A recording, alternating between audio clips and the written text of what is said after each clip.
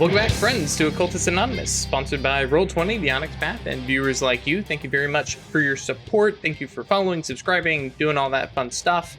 Make sure that you get the videos when they come out, or, when we go live.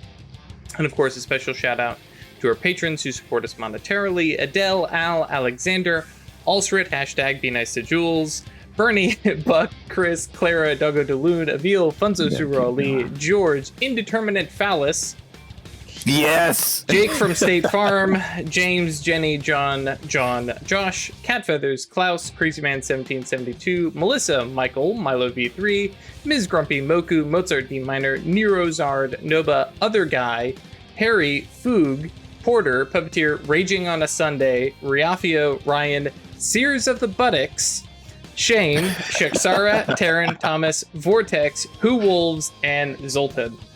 Thank you all very much for your support. We greatly appreciate it. No clap. Yeah, we had claps. Clap?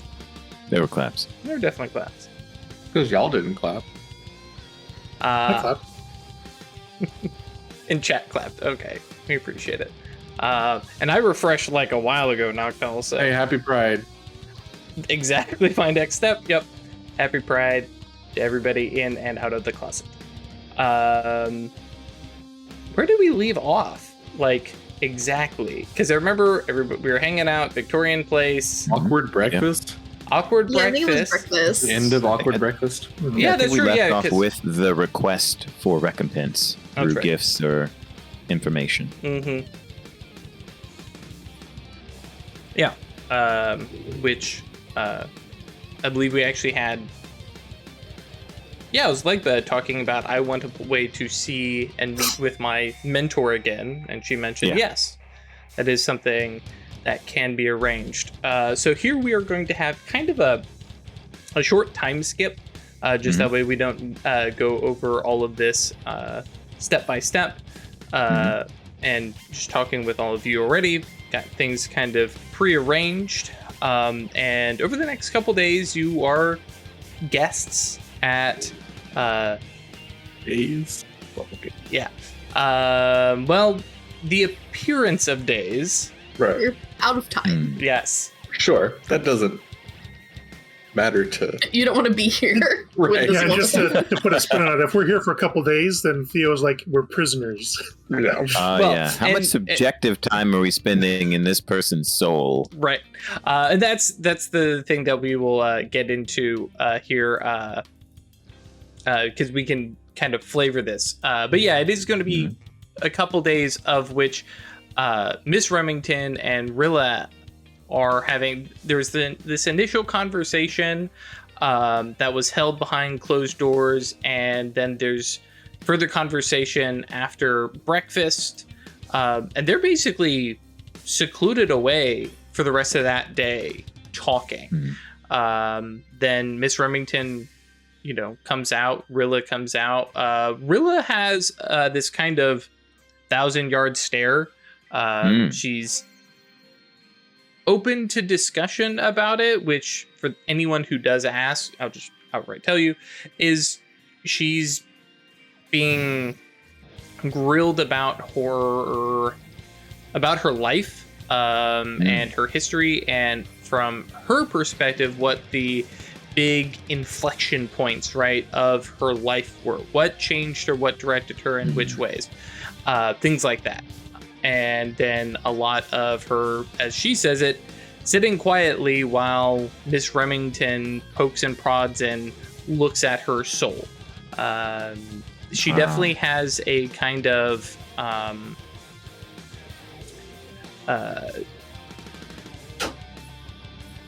tiredness to her that kind of suggests like a lot of examination, where she's just there, to pull on the medical thing. It's like sitting in an MRI. No, you're not actually doing anything in the MRI, but it does take it out of you. And because of that, she's tired. She's eating and stuff like that. But she also seems to be, while she's worn out, she seems to be getting something out of these conversations with Miss Remington, and there's a kind of back and forth through that first day. After that first day, Miss Remington seems to disappear. Nobody's able to locate her. The servants are, providing, food, more baths, linens are changed, and you have a Victorian house more or less to yourselves with extra planar doorways to other places. At no point does she tell you you can't leave. The difficulty of leaving is kind of its own thing. And as I mentioned, there are definitely doorways that you could walk through. Nothing seems to close them or lock them. But when she returns that first night, she she presents to Legba, since that's kind of where we left off. We'll pick up with a cane. It's just a simple, my brain just completely fried. What's the fairly pale wood? Is it ash? Mm-hmm. Yeah. So it's an ash Like a baseball cane. bat? Yeah. With a large, Rottweiler head for the cane. Cool. That looks and has a kind of, I think it's like a bluish tint to the metal. I believe. I'm double checking.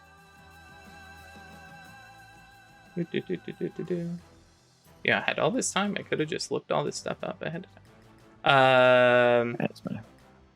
Oh yeah, it's not particularly lustrous, and it's just a dull black, gray, which through your investigations, everybody can figure out, okay, this is perfected iron. This is steel. Just something's happened to it.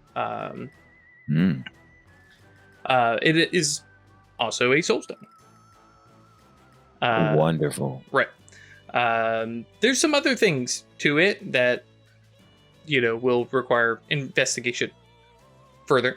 Excellent. The next, hour or so, you all have dinner. There's time to talk, and Rilla and Jules have a quiet little conversation in a small sitting room, and it seems to be rather helpful for the both of them. They both have some conversations about past alternate lives, a little bit more of what Isabel was attempting to get along to Jules, about, hey, that other life doesn't matter. And I think there's probably a conversation afterwards with Jules and Isabel about that, of okay, I get it. Yeah. I think I've come to grips with that, and that's not me. Even though, I could awake to pandemonium again, it doesn't necessarily mean this Jules will turn out to be that same Mastigos.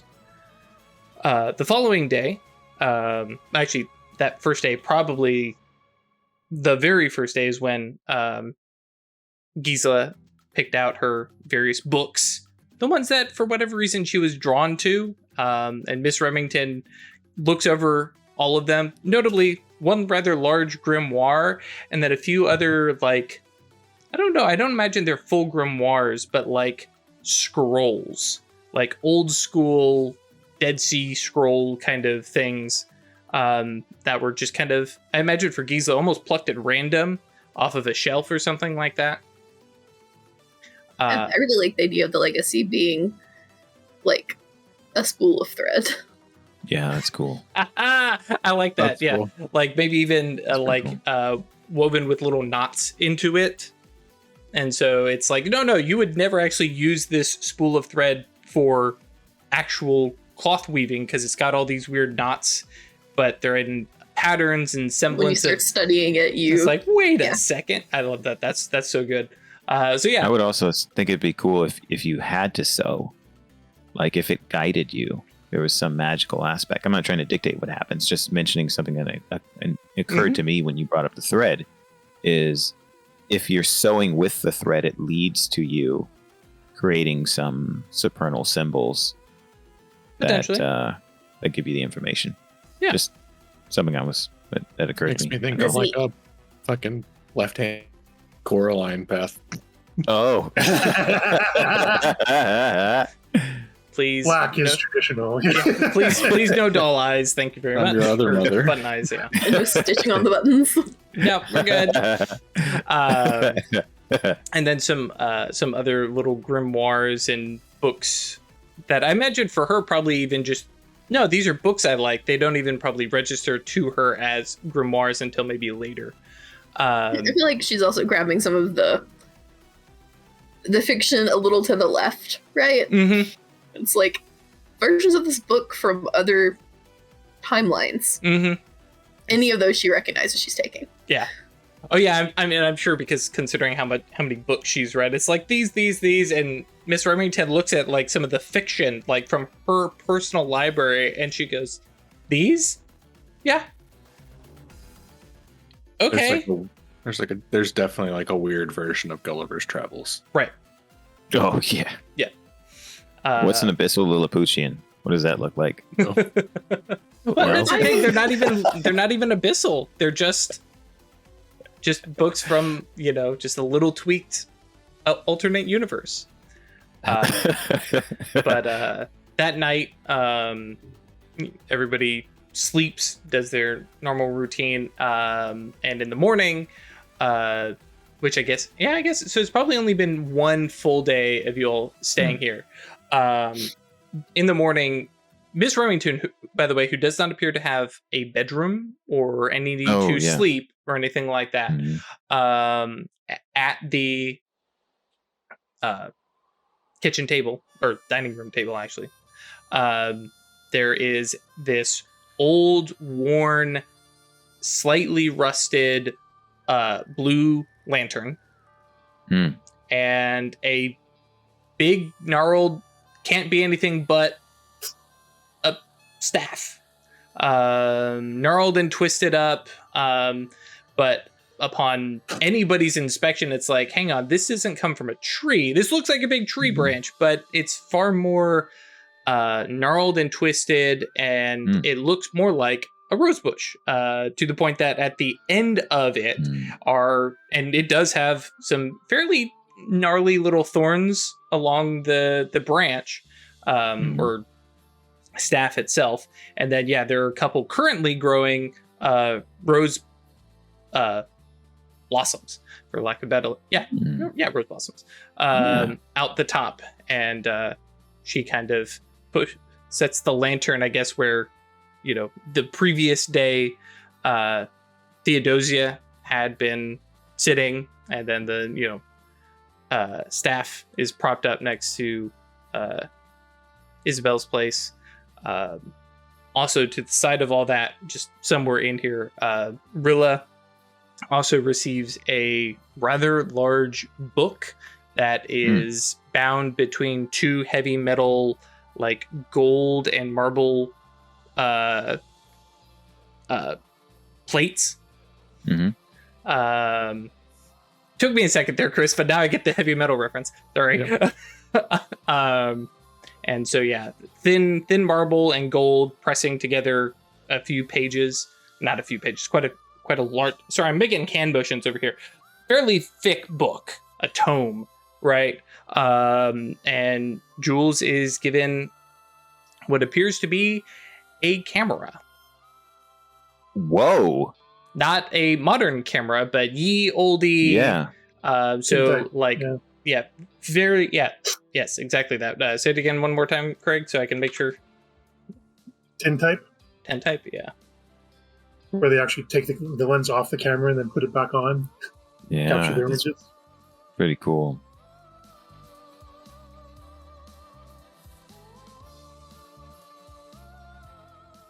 I just had a moment where I was like, hang on, this is the thing I'm thinking of. Yes, okay, yep. There's going to be all kinds of images of us with no smiles. It just depends. But yes, it looks ornate and well put together. It is also made of ash, and some very nice shiny brass. Cool. And it looks like somebody took a contemporary, a modern, air quotes there, camera, but then, bougied it up. with nice wood, some little embellishment, really nice shiny brass, stuff like that, and sets that in front of Jules. And she kind of leans back, very like satisfied with herself, and nods to all of you sitting around eating or not eating, and says, "There, I do not," and like looking right at Theo, "I do not believe this makes us even in any way, but these are gifts that I think you all will appreciate and learn from. Some of them are dangerous, but you are all capable of taking care of yourselves and discovering these things, and I would not," with a smirk that sounds like she's quoting something back to one of you, but none of you have that alternate universe, and says, "I imagine you will figure it out on your own." Rilla, is like already starting to look through, and she doesn't look too surprised at the tome itself. And Jules definitely is curious about his camera, so it doesn't look like he expected it. But and so she says, "So I thank you all for the services that you provided me in alternate lives. I hope that when I am gone, you continue your lives together as a coven. I'm glad I was able to bring you all together to support Rilla. And yeah, I believe that's enough." I need something else from you. I need an eclipse. Yes. Is that all? Yeah. Okay. And she kind of, well, yeah, actually, she's like, "That's fine. I can arrange that. Soon, I suspect." Yeah. Okay, very well. And like, there's a very archmage wizard, I'm gonna meddle with some shit again, grin on her face. But then she kind of nods and says, "I can return you back to the shadow outside Fort Leon." Heads nod. She says, "Fabulous." Stands up, like last bite of toast or something like that, and makes the way out to the garden where the horses are like, have been, especially Isabel would have definitely like let them be, unharnessed and stuff like that. Well, they usually keep their harness on. Oh yeah, not attached to the wagon. And Take the saddles off. And yeah, exactly that. Let them rest, and you all, quickly get everybody back together. And she, makes a motion, and that very similar shadowed iris opens forth again, and similar to before for Legba, cannot see through it. And she kind of stands next to it, very, in our modern terms, very, very stewardess. "Thanks, have a nice day. Bye-bye. Bye-bye, thanks for flying. Bye-bye." That's pretty funny. But yeah, she stands, kind of leaning on that cane. And it's very much, you can't stay here. You don't have to go home, but yeah, done. And very clearly, whatever she needed from Rilla, she got. Yeah. And Rilla carrying this tome, which, when you guys help her pack it in the wagon, has like some weight to it. And Rilla has a very cat who got the canary kind of expression, and looks like she won something here. So This is the most Obrimos book I've ever seen. highly Obrimos. Yep. And yeah. So everybody. And the iris disappears after we're all through it. Notably, thank you for kicking me in the pants and getting us moving again. As you all step out of the iris, you have a definite, like, strong sense of deja vu. Specifically because you literally just left here. Down to the point of Isabel, because I know you were aware of it, can see the third Rilla disappearing again. Whoa. So dropping you off basically seconds behind when you all left. Not adjacent to yourselves, not literally that same spot, but up there where you can see Uderzaz still moving guns back into Fort Leon. Man.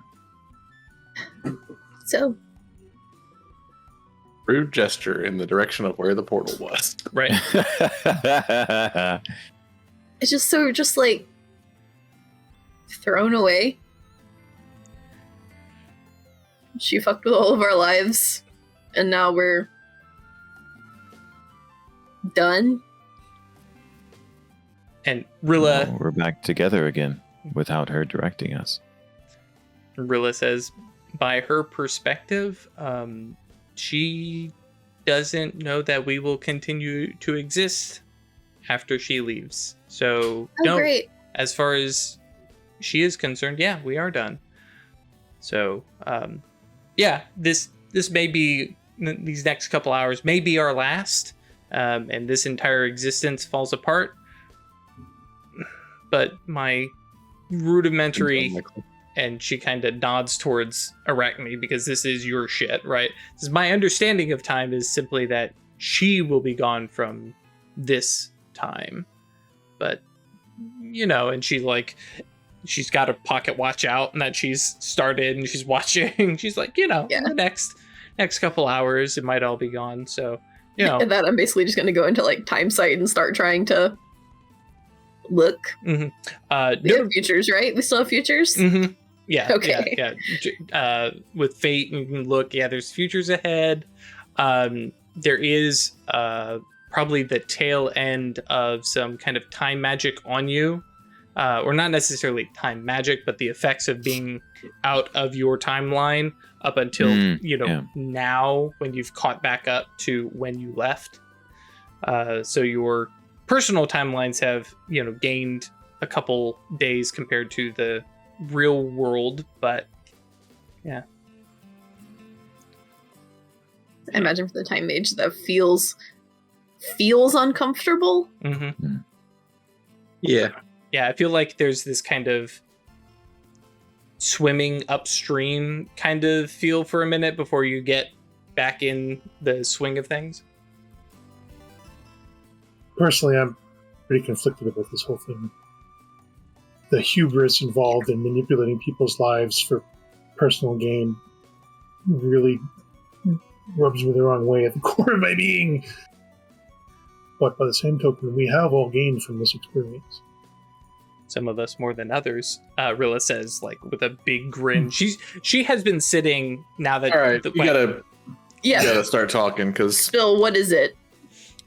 I made her write down her, not like literally action by action, but this is her story. The things she's done, the magic that she has cast. This is. Wait a minute. You have all of it? I mean, and she smiles. She's like, "Don't get too excited. This is a mundane tome. This is just a history. But this is her history. The things that she has done across multiple lives. And while I think for her it doesn't matter, and she looks over at Arachne, I wonder if in studying this we can see things that may come, if not necessarily the events themselves, but the shadows of them and the twins of them, and she motions at your fiction, right? And the slightly off events of them, such that we may avert catastrophe or something. I don't know. I just only barely started to look through it. But did she talk about like world events that she was involved in? As you can imagine, the narrative is a bit narrow. Self-centered. Self-centered is appropriate. But the things that she was involved in, or there's a couple things here where she mentions these things were happening and that affected her, so she did this. So there's some things to glean from there. There's also some maybe occult and magical knowledge that we can get from seeing what she did. But she's just absolutely giddy to have a thing to study and pull from. But there's some other things I discovered about myself or other self. Regardless, it was a little. What about the other one? I don't know. And she makes a look over to where the other one had gone. Right. And says there are others, and I don't know if we will see them. I don't know if they are following her or what. But, well, I mean, if I seem to age suddenly, up or down, I guess, or have a change of clothes on the day that you've seen me, just, give me a close inspection, I guess. I'll be ready to shoot you at a moment's notice. Heard. Thank you, Isabel. Yeah. So that's also a thing. Does she know about them? Yes, but she also seems to think that they're fragments. They're not real. They're not her. They're not me. I don't know. I'll admit I'm kind of curious to meet them, especially if, and like she pulls out the little note that Isabel had given her, and it's like they're watching and writing in the book, and so they were here, or they were now. It's starting to hurt my head, but yes, I'm gonna keep an eye out for them, and obviously more pairs of eyes would always help. So do what I can. Okay. As like there's a little lull in the conversation, Jules speaks up and kind of leans over to Isabel and says, not anything we want to do now, but when we're back on the other side of the gauntlet, and kind of looks from you to Ganem and says, I'd like to get a picture of the two of you together. Because he holds up the camera and gives it like a little shake. Yeah, she'll try and figure out what it is a little bit. Mm-hmm. But I think this will record I think the biggest surprise for me was, compared to the Rilla that I know, how completely devoid of compassion she was. So detached from her actions, her impacts. She just didn't care. I wonder how much of that comes with the power. If you are effectively a god, what are ants? Yeah, Rilla nods. She says, there's still some compassion. There's some care, and kind of nods at Arachne and Gisela and says, yeah, that's kind of her perspective. She has a broader view from what I could gather.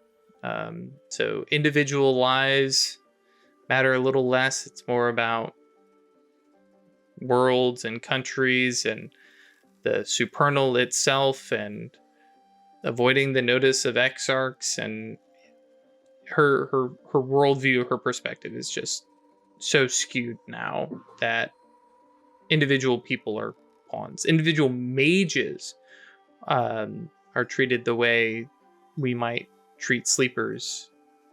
Just can't tell them everything, can't show them things, and what they can see may appear as impossible, and it's just impossible to converse the same way. If the price of the golden road is your humanity, I don't know that I want to walk it. I don't Seems know that lonely. you would lose your humanity. I think one thing we should remember is that she brought us into the place that is easiest for her to disguise important things about herself. She had complete control, and if we were truly in some essentialized version of her soul, how could we really be sure that what she shared with us gives us any true indication of who she is and how she feels? Rilla nods and says, I did notice a very distinct lack of her daemon or anything like that while we were visiting. So while that may have been within her soul, I don't think it's quite her Oneros. I feel like it's a safe place for her where, and to your point, Babasera, I don't think that all archmages are like that, but I think ones who scramble. Yeah, but some are worse. Yeah, that's exactly what I was thinking. That's also true. But I think those who manage to scramble their lives around multiple times to awaken to multiple paths, there was definitely something, I don't want to say wrong or evil, but just not right. I think the pentacle, no pentacle, the David Order would have called her left-handed, not necessarily for dealing with the abyss, but for manipulating. And yeah, I don't know, she kind of like shivers at the idea of reliving her life over and over. Not exactly high on her list of things to do. I have a question for you. Consider this a possibility. Just a question. Hypothetical. Imagine that you had crossed a threshold wherein your power exceeded the bounds you ever thought it could. And you got to a point where you realized that you could use that power to achieve something, perhaps for good, that you never thought you could. Some goal, save some person's life, get to the point where you could connect to the very fabric of the universe in a meaningful way. And it required you to experiment with timelines or make some drastic choices for someone else, some people who aren't even there. Wouldn't you be persuaded to do it? I don't know. It is something that, I mean, it's hypotheticals, but for the right thing, for the right life to save, the right lives to save, I don't intend to judge Miss Remington for her actions, but if I had gleaned a altruistic grand design from her plans, I might be more charitable, but it did seem, for everything she showed me, self-centered, self-seeking, self-serving. Then Cloak nods and says,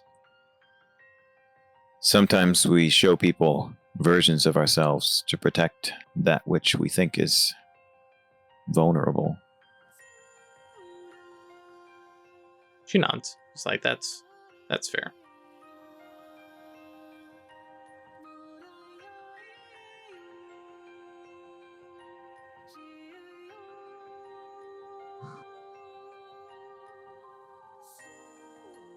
I guess we should head home now, Jewel says. Well, to the fort. Oh, right. Like, looks back No, into the yeah, we have to wagon of finish this. stuff. Means we have to leave. We should go away from the fort before we come out. Yes. Which is fairly simple for you all to do. It takes a little bit to actually find the actual pathway down the hill because, this place is very steep on its edges. But it's fairly easy to find a way there. And then with Isabel, you just have an ability to cross the gauntlet. The 3rd level spell, yeah. Yeah. Cool. Or weaving. Mm-hmm. Since you make an iris. Or open an iris. Yeah, just reaching.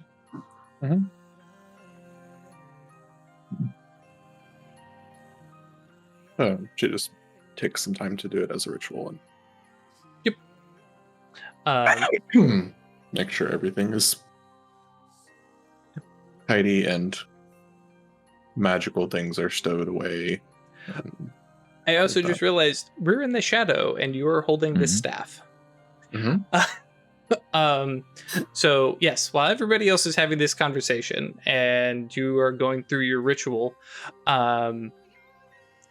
there is a lingering something in the staff where it was not visible for anybody when, well, I guess if Spirit Sight was on. For anybody else seeing this now in the shadow, there is clearly something inside of the staff. Considering you are in the shadow, one can very easily surmise that it is a spirit. I don't know aesthetically what it might look like. And Chris, feel free to join me in the narrative here of what it might look like. I don't Yeah, think paint us a word picture. So I think it is in this form.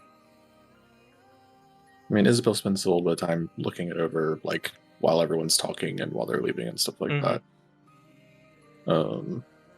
And then especially once they step into the shadow, you get a better idea of it. And there is some effect that has essentially contained a spirit within this item.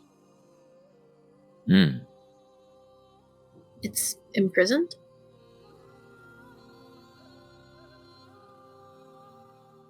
In a way.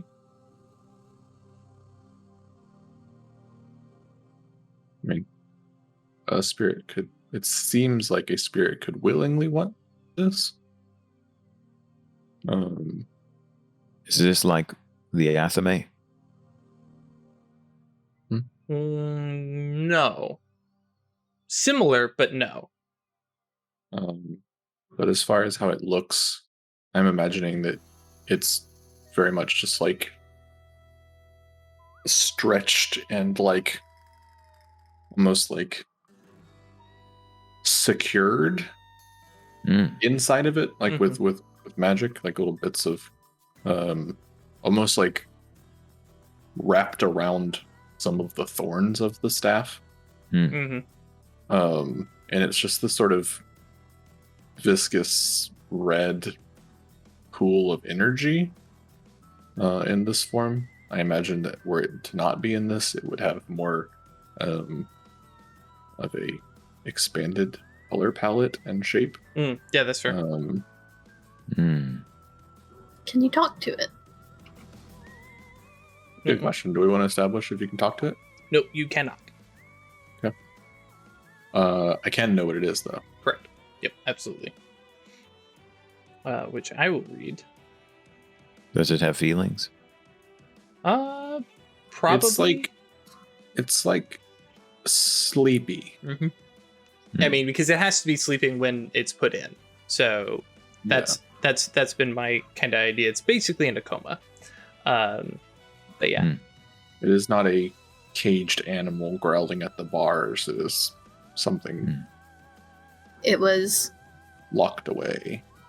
resting and it got just sort of Put in there. moved. Yeah. And it never wakes up. Depends on how good, how well behaved people are with the staff. But yeah, the spirit inside is called Snagging Thorns Red with Blood. So Ooh, just that's good. to put it out there, whether or not you want to let it out, that's a conversation you need to determine for yourself. Oh yeah. But yeah, yeah, I guess because you would be able to figure out its influence and Numina, which is no spirit, right? Yeah. So for everybody else, it's got it's currently 5 of 20 essence, and gives access to influence 3 plants, and the blast, awe, dement, and regenerate Numina. The other one in parentheses is not covered by the potency, in case you're wondering, Chris. Oh, I see. That's just what it has, but yeah. So yeah, it's stashed away there, and so long as it doesn't get 14 essence, it'll stay there. And it only generates essence when hanging around things of resonance to it, which that's something Chris, you and I will want to figure out exactly. For sure. Because I don't think we want it to be just plants. You can bleed off essence if you need to, right? Like, Yeah, for sure. You can just yank it out. It's just definitely one of those things one does not want to just leave around, where it can Leave it in a slowly, corner.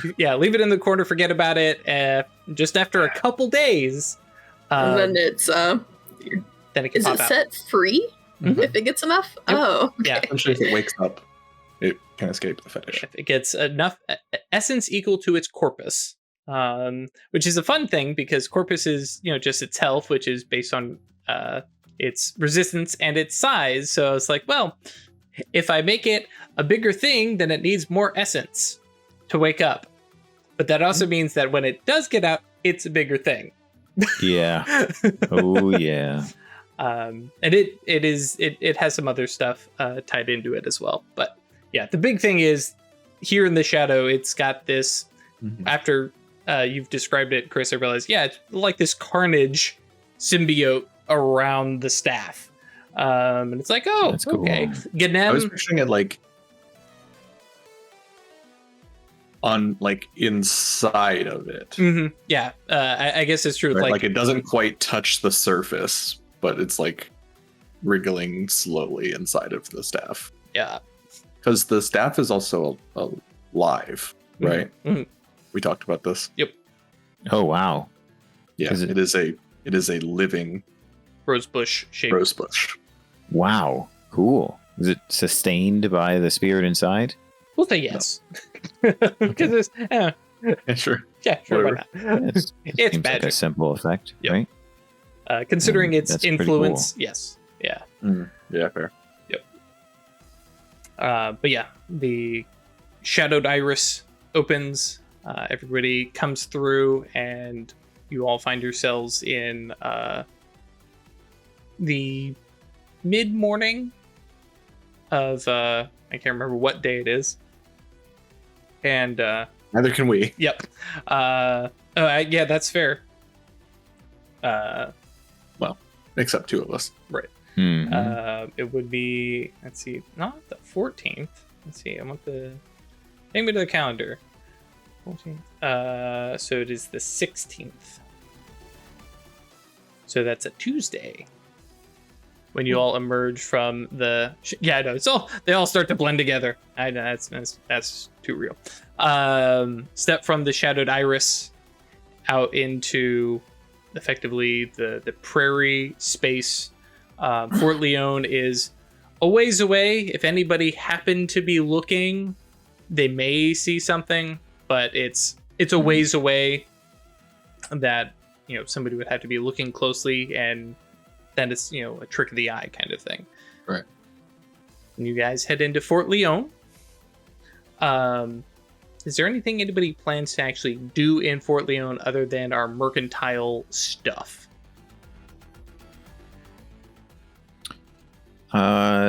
Legba wanted to try and strengthen a relationship with the people at the fort. You know, what he mentioned before is, oh yeah, we have these folks nearby, and it's better if they think of you in a non-negative light. Right. If anything happens. I mean, I feel So, like that kind of ties in with the, hey, we the trading. Mm-hmm. y'all Yeah. definitely don't have here that we're happy to trade for, and Yeah, totally. a reminder that we're over here. And, Yeah. Mhm. Yeah. Don't forget Look at about what- us. Yeah, What we can provide. that's true. Yep. Okay. Yeah. And He just that- wants to try and reinforce positive impressions, specifically with the idea that this could be a long-lasting, Right. mutually satisfying relationship. Gotcha. Yeah. So think of it less than just a transactional Mm-hmm. yeah. interaction between us. Especially because, I mean, there's been trade up to Fort Leon before, but it's Mhm. usually been people from Purgatory Bluff coming up with silver Yeah. and buying things and then leaving. And now it's like, well, hey, look, we have, yarn and goddamn thread industry. and these little small industries, especially because, hey, if it's right here, there's no paying for coming down from New York City, or anything like that. So okay, but yeah, no, that is a good point. Yeah, so there's basically the majority of the day is spent, and then you all head out. Oh yes. One question: is there a graveyard or graves nearby? Oh yeah, it's a fort. Yeah. So I'll just spend some time checking and hanging with the guardian there and stuff. That's great. Hang on. Yep. We can't just pass over that. So Yo, what up? What haps? so Hey, how y'all You dead? doing? Hey, Thanks for that letting never us into gets the old. fort. Where's your graveyard? right. Yeah. Outside of the Hey. fort, fortunately, but Hey, so Ghost, can I call you Ghosty? for Theo, is it just like going out and because there are obviously a few ghosts here, but you just basically make a beeline and with a little bit of death mage sight, just talk with the guardian, and then And looking for anchors and stuff because that's going to tell me if there's more ghosts than what I can actually see. Yeah, just get a feel for the part. Gotcha. Okay. We'll mark that down as done because I have no idea. But it is definitely a larger graveyard than the one in Purgatory Bluff, and there's quite a few more ghosts here as well than you would than in Purgatory Bluff. If you consider the fact that there's quite a few soldiers buried here and stuff like that, so there's a little bit more tumult and violence tied here. So there's some ghosts with some leftover stuff as opposed to Purgatory Bluff, who for most part people die from sickness and old age rather than one murder. There is only the one. But cool. I think we will take a quick break real quick. I'm going to refresh my coffee. When we come back, the Coven returns to Purgatory Bluff after 2 weeks away. Oh man, Twitch folks, back in a sec. YouTube guy, wait, no, the other way around. YouTube guys, back in a second. Twitch folks, go touch some grass, do some jump jacks, something like that. All right.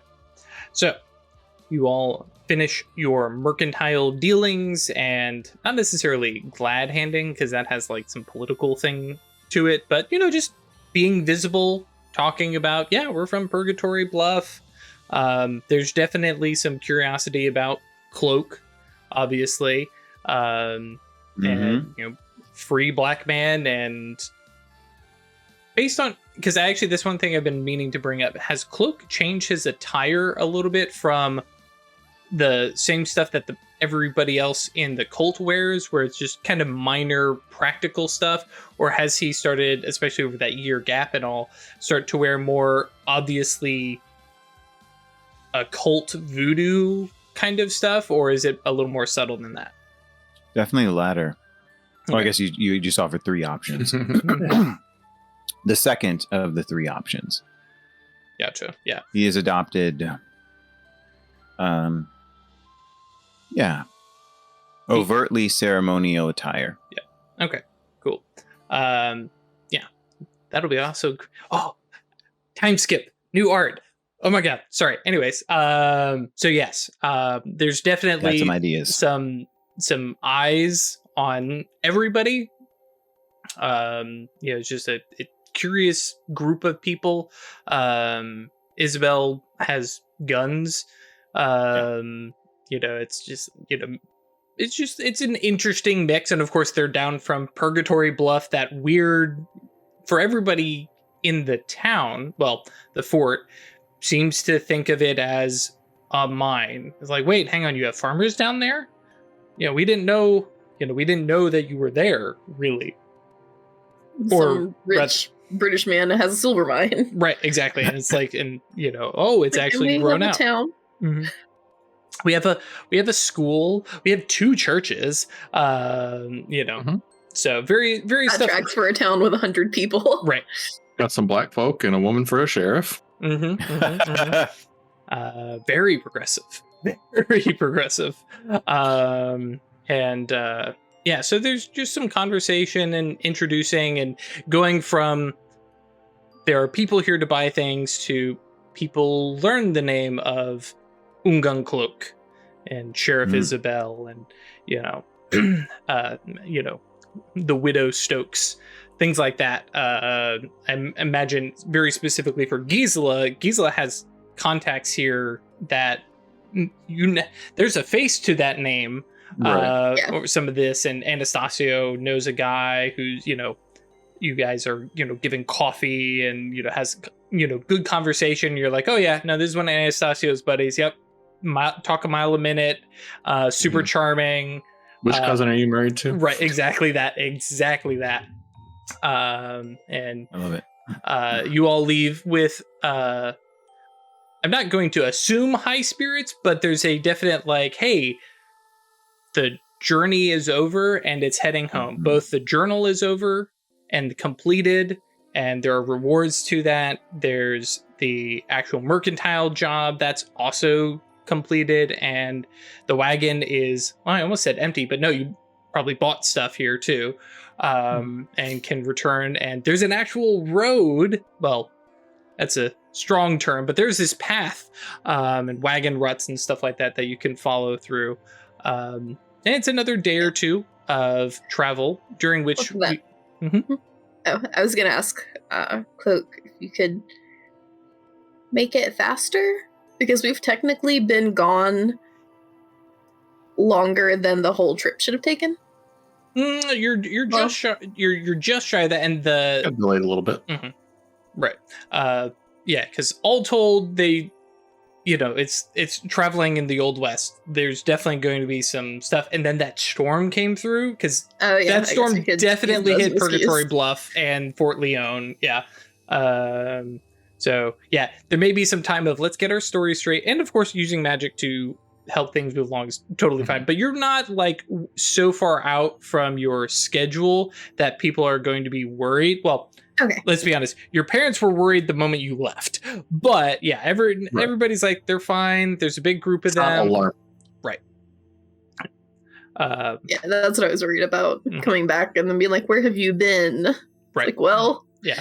Not there yet. 6 years have passed. Trust me, the thought had occurred to me. Maneuver. Yeah. I was like, I'm not even going to give him a choice of the time skip. Skips happen anyway. Exactly that. Can't do anything about it, Archmage. Whoop, whoop. I did actually think about that. It's like, if they piss off the Archmage, maybe I'll just jump them forward a decade and have them explain themselves. There you go. But deal with that. But this is a chance, as you all are journeying back, things are a little bit, there's a little less tension. The horses are like, wait, this is the second day in a row where bullshit hasn't happened. But also a chance for everybody to kind of examine and look at some of their gifts and start to try and figure out what they are. Notably, after leaving Fort Leone, Jules is like, can I finally take a picture with you and the flute, please, real quick? And once the picture is taken, he pulls out the film after, and there is no developing in this. It is just done, which is by itself unusual. The big, immediate, that's interesting. It is in color. Ganem is visible. Whoa. Okay. It's like a camera obscura. And the wolf is visible. Great. Oh, shit. Whoa, shit. There are other, think of the kind of holographic, trading cards and stuff like that.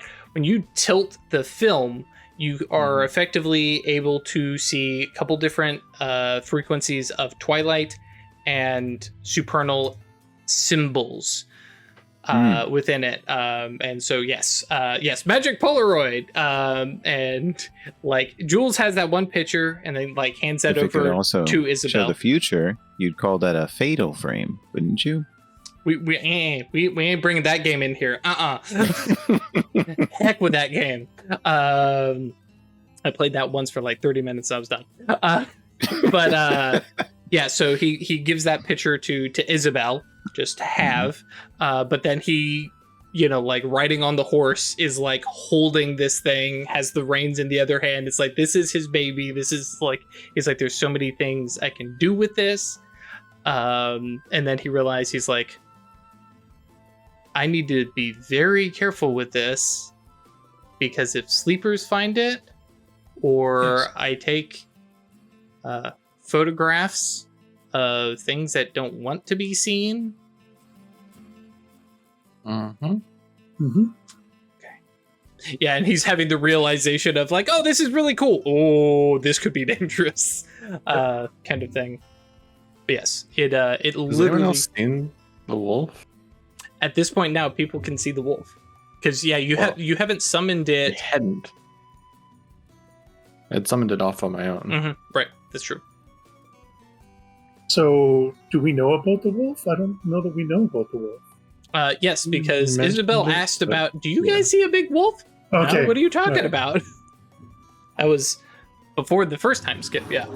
Okay. Yeah, he's there every now and then. It just follows you. Little less now than curious. before. but Yeah. I am curious to speak with him again now that we have completed this journey. I have some ideas of why I might have been interesting to him. But yeah. Notably sees the spirits. I guess you wouldn't see any ghosts. The staff, when the camera is the film is tilted to see Ganem, the staff has that kind of red tint to it and stuff like that. So he's okay, it is absolutely useless for understanding what the thing is. Notably, there is a prime spell, Camera Obscura, that lets you study mysteries. This does not let you do this. This is literally mundane recording of images. Also, I know we're a little off canon, but Camera Obscura is described in the canon as a free council wrote. So, just Jules may be the one. Well, not Jules, but you all might be the one to invent it. But we could. Yeah. Just mentioning, probably not something we would find very easily. But it is cool if we researched it, Right. But yeah, it does not provide the rote that enables you to study mysteries. So, But it will just mundanely photograph them. Notably, his with all the conversation, he mentions that he was studying spirits, which for Miss Remington was oh, that's interesting, because he was Mastigos, and so she's yeah, I can, something to put into your book. And so now he's going to start to try and document all the different things that he summons. So we'll see how that goes. That's pretty cool.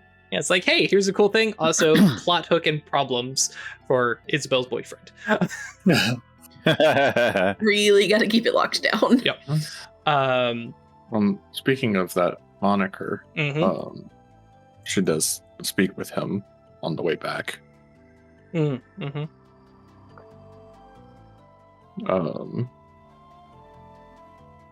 To essentially set the tone that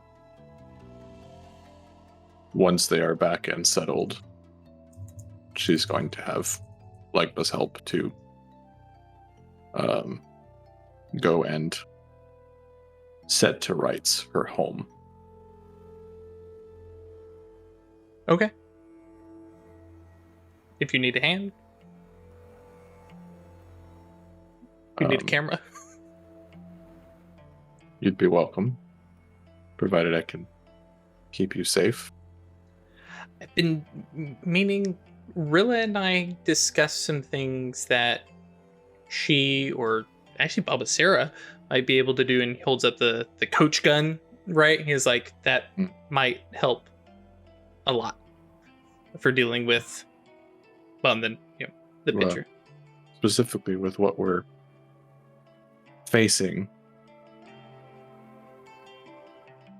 at my estate. I'm sure there's something I can do for it too. Actually, but I'm not talking to you about fighting, Jules. Oh.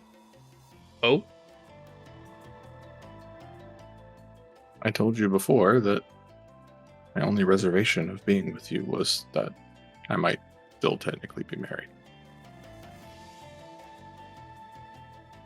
But I wouldn't be after this. Oh! Listen, Jules is great with books, folks. Not written down. You didn't write it down. Write it down, please. You know how I work. Just big flashing signs in front of his face. Yeah. Wait, are you? Is this a roundabout? Are you asking me to ask you to marry me? I feel like Isabel would be more direct than that. But... She flicks him on the forehead. She's like, I'm asking you to take a hint. Okay, yeah, no. And I imagine they're having this conversation out on the horses, and sure. there's the flick, and the peanut gallery back here is like, I don't know what he said. He probably deserved it.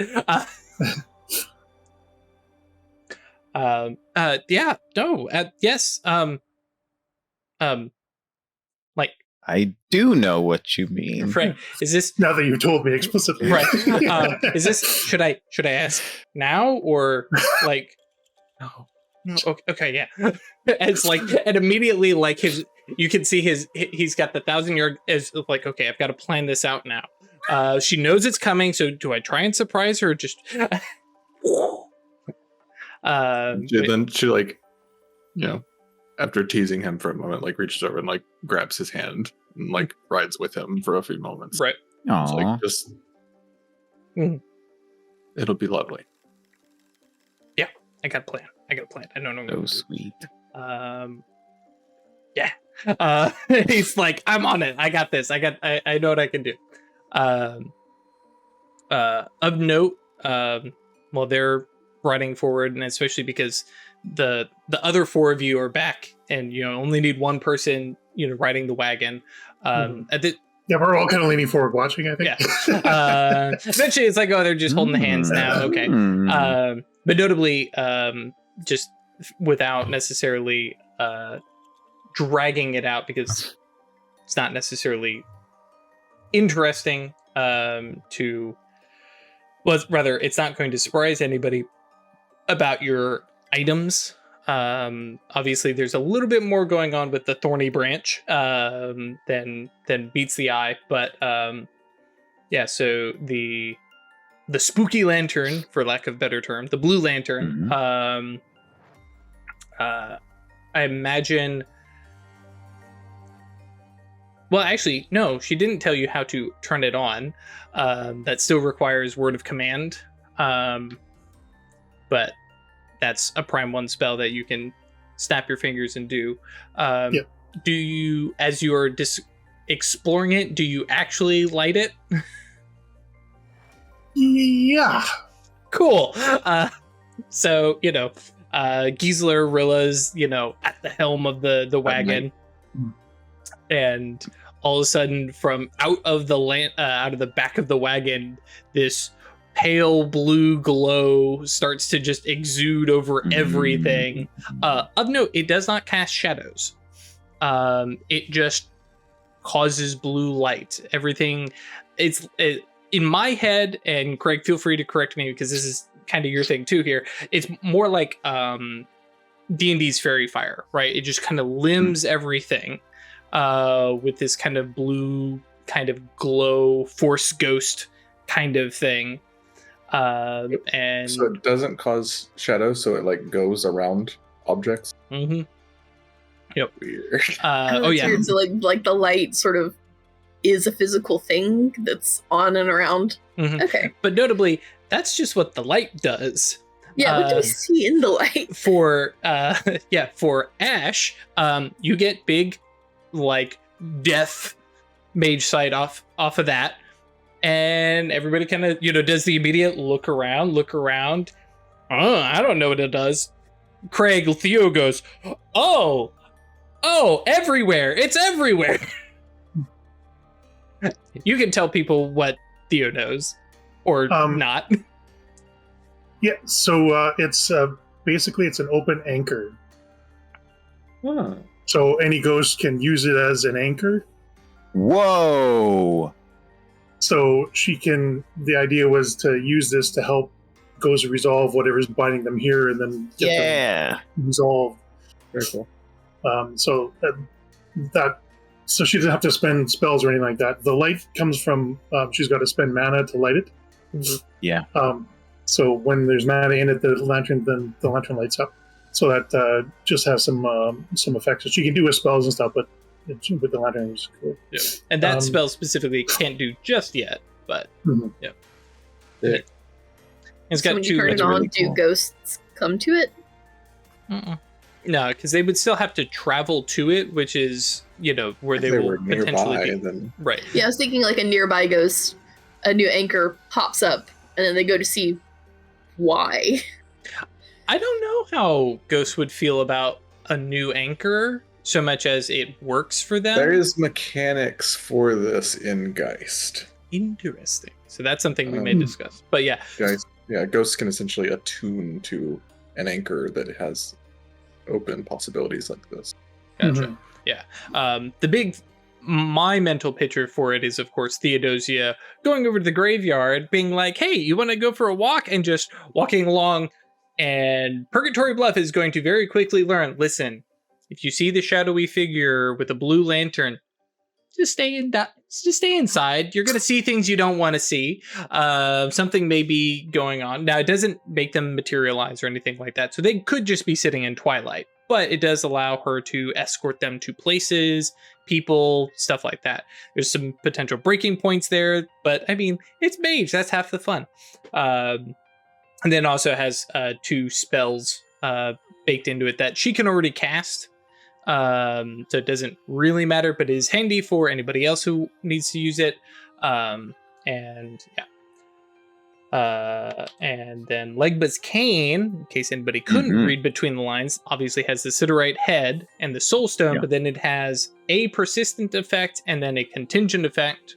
Persistent effect, which I imagine Legba figured out real quick once he held it and was like, oh, everything. Now it is just because it's something we'll have to figure out with persistent effect. But at least for now, it has quite a large radius. It is about a warehouse size. Now, if it turns off, and then we have to turn it back on, we'll have to figure out exactly how spell factors work in that case, because that's something I was looking over. and then it has the contingent effect of speak with beasts, but of course that still requires you to roll. So it's your gnosis, which is not bad, plus life. And then you've got, but it does have all three of them. And I think I did this for everybody's. It's got the full reach vibe of advanced scale, advanced duration, advanced potency. And then for speak with beasts, can speak with all species. Cool. Now, that was something I was going to talk with you. I was like, I don't care if it does do that, but at the same time, it makes sense for Legbas to specifically just be dogs. Maybe it's just he likes dogs, right? Like it could be, and also with this incarnation of Legba, right? He doesn't have to he doesn't have to cleave perfectly to the representation in real Vodou, right? And notably, so it's okay if he talks to other animals. Right, and Cloak has already established that Cloak likes horses too. Yes, exactly. Yeah. He likes them a lot. Yep. So, yeah. That's right. So as we're walking back, I imagine he's sitting in the front a lot and talking to the horses. Which I imagine maybe some conversations of, man, I'm working right now, like huffing, puffing, like, can we talk about this later? But, especially at like the breaks, you guys stop for lunch and it's like, okay, it's like, where's the itch at? Right there? Right there? Okay, yeah, I got it. Yeah, I got it. I'll scratch it. So I have a question. So what did you think about everything that happened? Man, I just want to go home. I'm so done with this. Are you the horse being a little salty? Like, I've been talking to you for 2 years and you finally now decide to answer me? That's right. Now, here's the question. Does Cloak speak in horse or does Cloak speak in English or French? Oh, gotcha. Oh, yeah, that's a good point. What language is he speaking? And would universal language work on the horses? No, so yeah, I know. Anyway, he's going to speak in the manner that he thinks would make them most comfortable. So if producing a horse utterance is going to increase their comfort, he's going to produce a horse utterance. Gotcha. Yeah, but I imagine though the horse is like, okay, no, you got to stop. This is weird. Just speak, just speak like a normal human. Yeah. So whatever he wants, right? Like, whatever they want. Yeah. I don't know the genders or sexes of the horses. Yeah. So. But yeah, no, I appreciate that. Oh, because is it weird to talk to horses? And he just says, nay. Yeah. Get out. Yeah. Oh, Lord. I'm here for it. Yeah. Man, I love the tail end of an arc when everyone's like, all right, we're done being serious for a little bit. We can get some of these jokes out. And yes, and it is a soulstone, which right now, well, it is just a Gnosis 1 soulstone, so it doesn't have the perks of having higher, but you do know that it is tied to your mentor. So +2 Yantra bonus instead of +3. So I mean, it's not a huge difference. Yep. But yeah, so that is. I feel like holding it has that there's that connection, that familiar feel to it. The not quite the mentor is right there, but at the same time, it is, and so that's a fun little thing that we'll be able to discuss and discover, especially because depending on how risky you want to get with it. Bringing the mentor merging out. him with my own Eros. Oh, I wasn't even thinking about that. I was just hey, the cult. Some of them know your mentor. That's a good point. Yeah. So there's some dissonance and quiescence that may cause some heartache for Cloak, but depends upon what his fourth legacy attainment is. Do you now understand why I was suggesting that I might make this? No, I do. Yeah. I do. Yep. All right, cool. So because then people could actually see them, or they can engage Lua. Right, he can bring voodoo really back to Purgatory Bluff. Well, not back to but right, sorry. I mean, in his mind he's like, hey, back to les enfants, right? That's what I mean, in the sense of, hey, we're in Purgatory Bluff and we had to leave behind our traditions. Right. Yes, they can still find us. I like that. Now they're there. So, let's see here. So that covers. We arrive at town. Yeah, arrive at town. which there is some like there's the normal hubbub of, oh hey, there's somebody arriving to town, and then that jumps up a step when they're like, oh hey, that's Isabel and Jules, and word starts to spread, and it's been a day or two of couple days actually of since leaving Fort Leon, but people are rushing out. Anastasio obviously beat feet out to see, and it's get out of my way, I need to see my Anastasio's like, oh good, you're here, and notes that you guys actually look pretty clean, and you cleaned up real well in Fort Leon for being gone so long. your clothes look freshly laundered even, and into the wagon. So checking on his horses. Yeah. Looking over stuff, and of course other burgeoning entrepreneurs who had given you things to sell, and so you're paying them out in whatever coinage is appropriate, or more likely goods, and so there's this whole Christmas in, actually, is it July? June. Sitting in the back handing out parcels to everyone who comes by. Different stuff wrapped up, and a lot of people, oh wow, you got 2 of them, that's so great. Different stuff like that.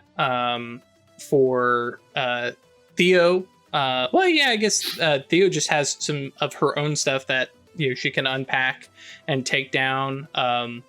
Catherine obviously and Valosia show up as word starts to spread, especially some boy goes running right out to the farm to let people know. And I imagine Gisela is in the back of the wagon handing stuff out as Rilla is trying to guide the horse, and then Anastasio gets in there. It's like, okay, we're trying to get to the store, people get out of the way. But because it's very unusual for stuff to be delivered this way as opposed to down the river, right, and things like that. And it's never been so easy to do it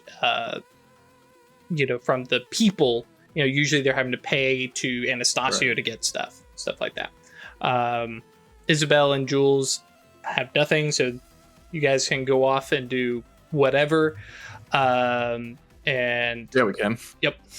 But for all this, Gisela is just playing it up and having a good time. And oh sure, yeah, leaning into this is my job, this is who I get to be. And especially after several weeks now of being Arachne nonstop, and mage shites on for all the time, it's like, hey, we can set that to the side now and be kind of mundane for a time. Pretty much from when we crossed over into the shadow, or out of the shadow, that was when Isabel just stopped being Petrichor. Which makes sense. Yeah. Yeah. Have some time back to yourselves. But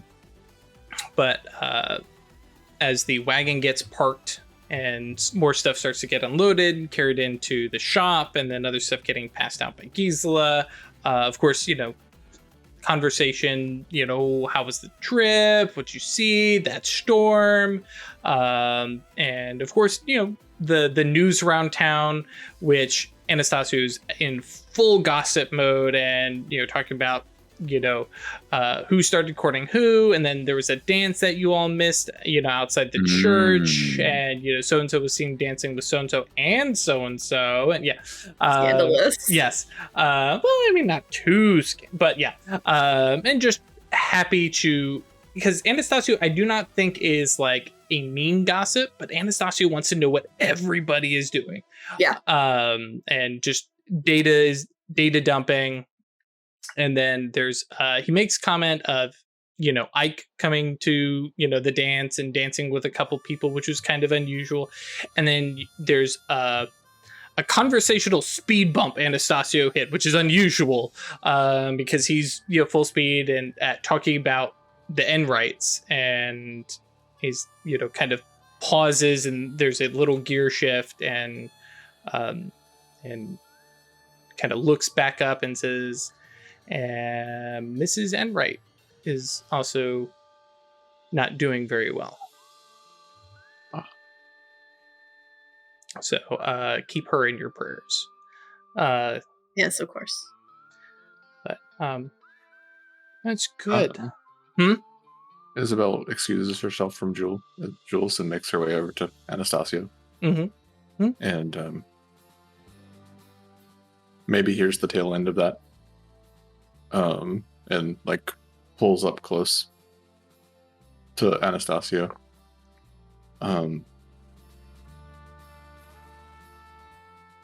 Jules is going to come to talk to you soon. Because he's going to need to buy something from you. Yeah.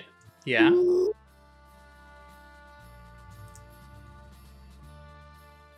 should suggest that it be about, and she like pulls a ring out of her size, and it'd be about this size.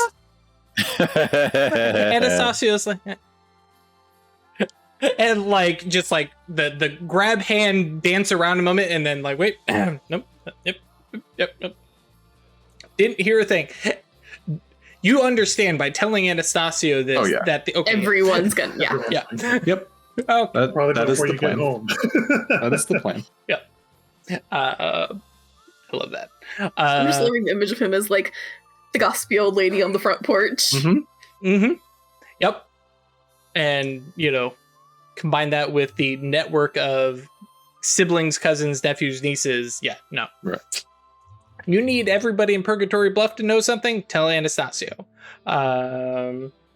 He will absolutely keep some things under his hat. He'll keep secrets to himself that'll make him more money. There's that.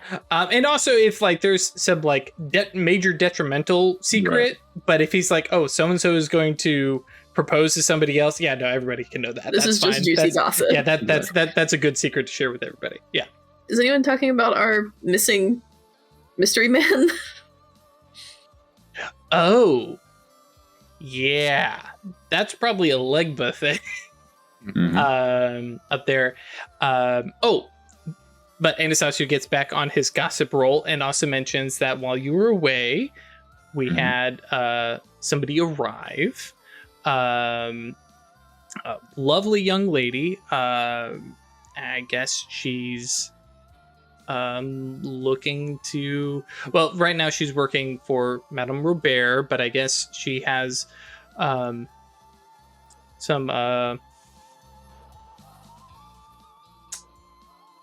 Sorry, Drew's mind just went blank here. Some understanding of herbology and tinctures and things of that nature. So she's looking to get something like that started up, tonics and the like. An apothecary would be useful.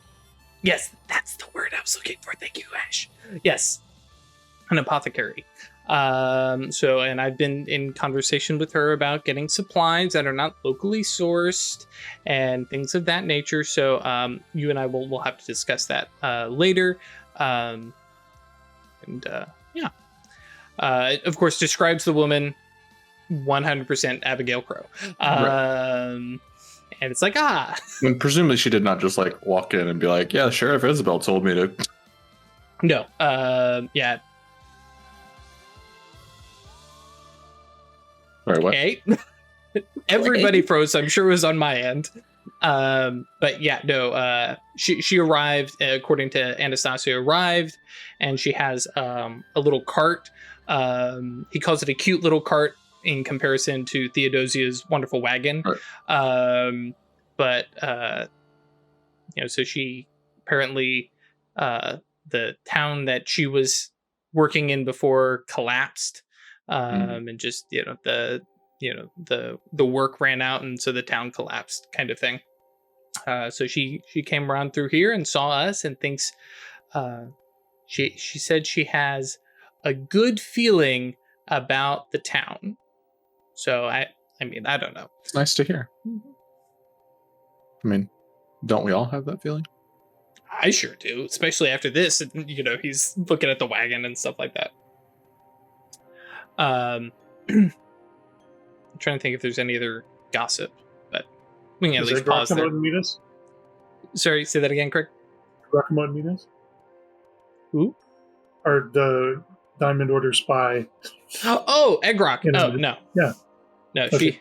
she from all your interactions and stuff like that, she's never like tried to interact with you all in kind of sleeper personas, like the one when she jumped Isabel. Nope, Gisela. It was, in the cover of darkness in a cloak and stuff like that. She tries to keep the sleeper personas from interacting with you all. You all blend the stuff, at which she has complained about multiple times, probably to Gisela, about how you should keep these lives separate. And you're like, yeah. I mean, it's safer, but also it's a very small town. Right, exactly that. While, she isn't doing anything. Isabel does. Mm-hmm. Oh, yeah.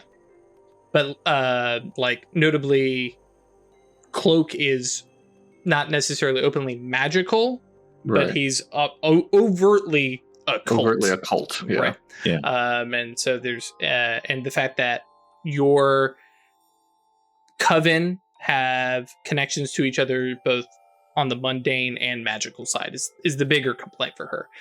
It's like anybody who's anybody could figure out that it's all of you working together if they're also mages. That's been kind of her thing.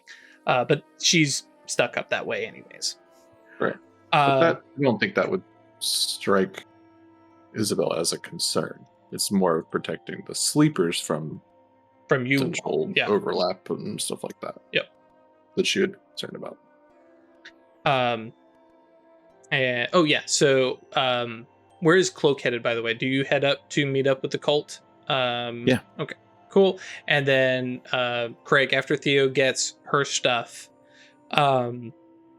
where are you headed? Just back to Just while all the unloading is going on, she's like, keeping an eye on the sky. Just anytime now. Yeah. Knowing Ms. Rilla, it's going to show up at the most inconvenient time. Yeah, Miss Remington definitely did not tell you when. Yeah. Yeah. But as soon as that's done, head on. Okay. Cool. So yeah, we'll jump over to Cloak, who I imagine the cult and any of them who had a shopping list or stuff to trade probably channeled and ran that through you. So you probably have like a rucksack of some knickknacks and small things and that sounds good. Little curiosities, and head up that way. And Shane is gone, or not Shane, Samuel. Samuel Dawson. Samuel Dawson. That's right. Is definitely gone. And Samuel Shane Bauer Dawson. Right. It's his nickname now. But otherwise, they're fairly chill because you haven't had a conversation with them since. Oh yeah, no, didn't you take him? Oh, okay. And there hasn't been more than that. But they're happy to see you. There's some the friendliness of, hey, you've been gone for a while kind of stuff. Oh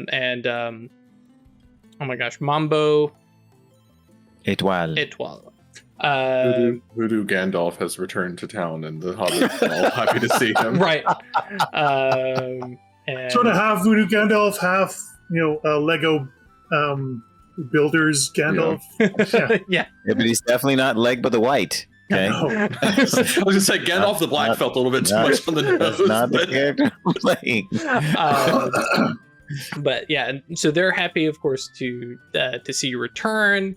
Some conversation, of course. How was the trip? And I'm trying to remember. Did you let them know that there was an occult reason for you to go on this journey, or was it just no? I'm going with them to the fort. I think I told at least Mambo Etoile that I'll be walking with Legba. Right. Okay. That's what I thought. I felt like I could remember there was something there. So she's after things are passed out and there's the conversation and there's the polite. I'm going to pull Cloak away to speak with Legba to speak with for a minute, and I think starts with how was the journey and the walk. many thresholds. Good. Crossed. Yes. Good. He looks at her earnestly. My mentor. I've found him again. That's good. And she's thinking, of course, like of a memory or, thought. Mhm. But she notices the cane. Mhm. She nods at that and says, "Oh, that's new." Yes. And she's trying to figure out. It's like, hang on, what is happening to Cloak, right? And he also, remember, he's wearing the hat Mhm. that I think Isabel shaped from the laurel crown into a hat shaped like Legba. Yeah. So, Definitely forgot about the living leaves and the laurel crown still. Yeah, that's true. Definitely forgot about that thing sitting in everybody's inventory. Actually, talking about things in inventory, I think Gisela has the tiger's hide with the fate symbol on it. mm-hmm. Yeah. It's just a little patch of it. Right. Got to go put that up on the ceiling. And Mambo 12 could probably notice that the sun is gone from his belt, right? It's no longer hanging there. So he says, many thresholds I crossed. I found him. And he holds up the cane. He says, and now he walks with me once again. That's good. That's good. And he might soon walk with you, if you would have it. Feel like he still walks with me. Not like this. Not like this. You will see him walk in this world as he does in our minds. Oh. How does Voodoo feel about resurrection like that? Like what in her head is undead? Because I know Voodoo has zombies, but it's not the same. Yeah, I think there's an idea that you can connect to people after they're dead, but it isn't exactly ancestor worship, right? That's not the focus so much. So there's like a healthy appreciation for that process. I don't think there's trying to remember what voodoo death rites are like. I wrote this down. I just don't remember off the top of my head right now. Sure, but in short, there's not like I think a morbid feeling about it. Definitely her feeling a little anxious about this particular experience, but I doubt that there is a traditionally enforced orientation where she'd be squeamish about the notion of interacting with them again. Right. But yeah, definitely curious and not necessarily unsettled, but unsure, I think is the proper term. But that makes sense to me. She doesn't have any idea what I'm talking about, right? So cool. And I also say, great to be able to deal with death-like things without having to deal with prejudice and right. Why do you think Cloak's been trying to be like, come on, Theo, like we're gonna have problems, but we gotta make sure that's water under the bridge as often as possible. We're doing weird stuff. People get uncomfortable. You do weird thing, I do my weird thing. Let's just make sure we have at least each other to do that. Go ahead, Chris. To be fair, Spanish/Mexican Catholicism has a lot of borrowed, I don't want to say death cult stuff, but a lot of borrowed extended saints and stuff like that. That's very true. That focus more on those things. That stem from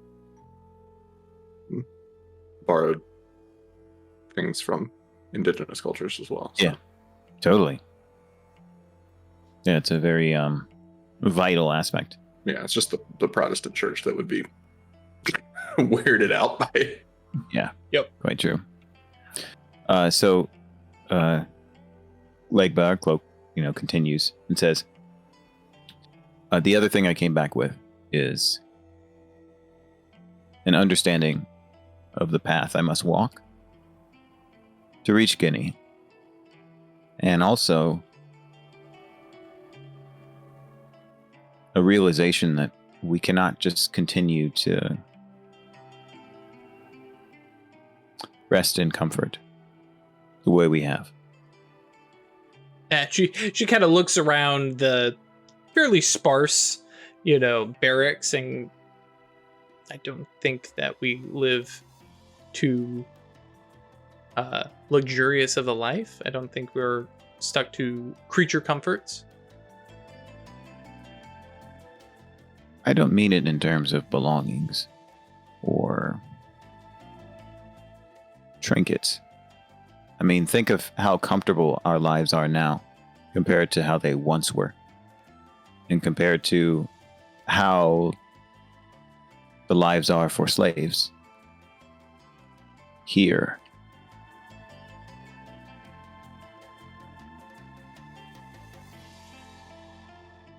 What would you have us do? I think that's a good pin right there, because there's quite a bit. Yes, Craig? Yep. Theo wants to sort of skirt around.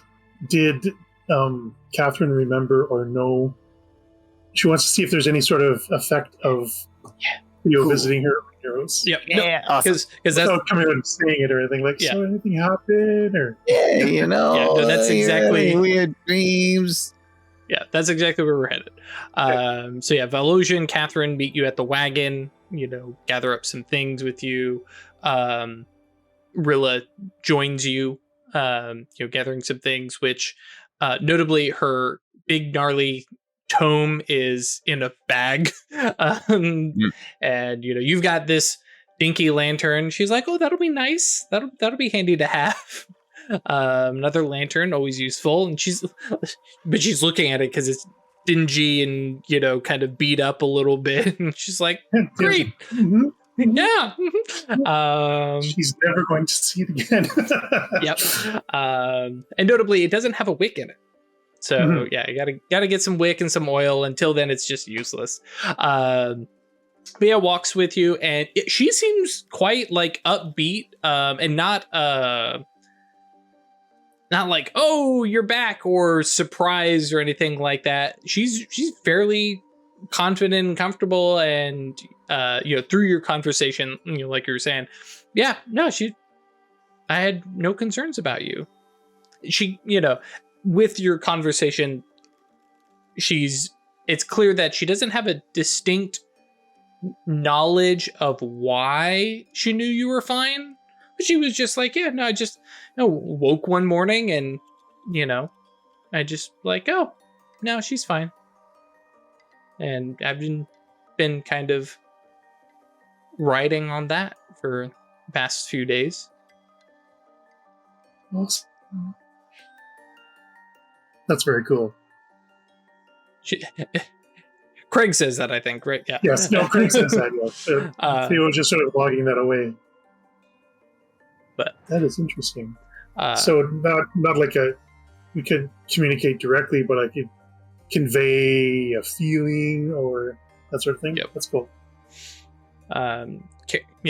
Walking along, and I'm sure there's probably some trinket or toy, for Valosia, who's, quite ecstatic about, that new thing, a new doll, perhaps. That being too into gender stereotypes, that is the toy, right? Mm-hmm. And you all continue down to the house, and also a brief comment on gender stereotypes, right? Mm-hmm. A doll is just a general term, right? Yep. We applied like a gender biased connotation later on, right? Like everyone plays with dolls, right, over the course of human history. Oh yeah. And everybody had boys had soldier men and stuff like that. Yeah, whatever it is, right? We didn't have plastic, right? So things are made of cloth, and everything, looked very similar, right? So playing with basically the same idea, and then this divergence in how it was made, and enforcement. Action figures versus Barbie. Yeah. Various stuff like that. Yeah, to reinforce particular gender expectations happened later, so more recent. convention. Fair enough. When Sorry, that just made my brain jump to a prime spell that a stick is a sword. Yes. Oh yeah. Oh, that's good. Yeah. Pump it Or a full of gun. mana. But yeah. Mm-hmm. And the thought of it and the symbol that you view on it becomes more real. Yeah. Right. That's cool. It's adventure time. Yeah. So as the four of you make their way down, Valosia not talking. That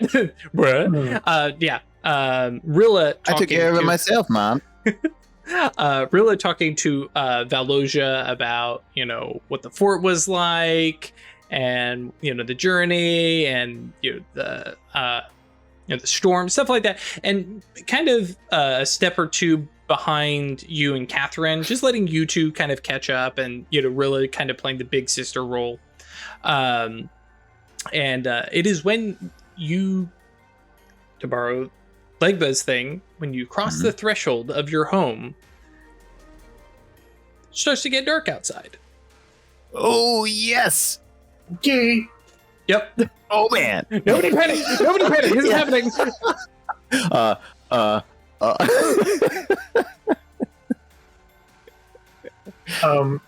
was kind of expecting this, so that Right. that's good to go. Okay. Ready. As it starts to get dark, Mhm. I'll just have a look at Valosia. Yep. See if I can get it done this time. Gnosis and Prime. Or Gnosis and Death. Technically, you can kind of use whatever your... Yeah, and it was a Prime thing, though, as I recall, right? It had That's sort of prime what- stuff. Because at the end of the day, what Arcana you're using is going to reveal much of the same stuff. It's just in those particular symbols. Right. So, the reason she started the whole Prime mhm. thing was because that sort of triggered off of it. So I will give that a shot. I'm throwing some willpower into that. Okay. What? I was going to ask, are you putting any mana into it to try and take multiple layers off? Not initially. Okay. Yeah. So 6 successes. Hang on. Let me go back to Conca here. And let's see. ST notes. Where do I have this information saved about Valosia?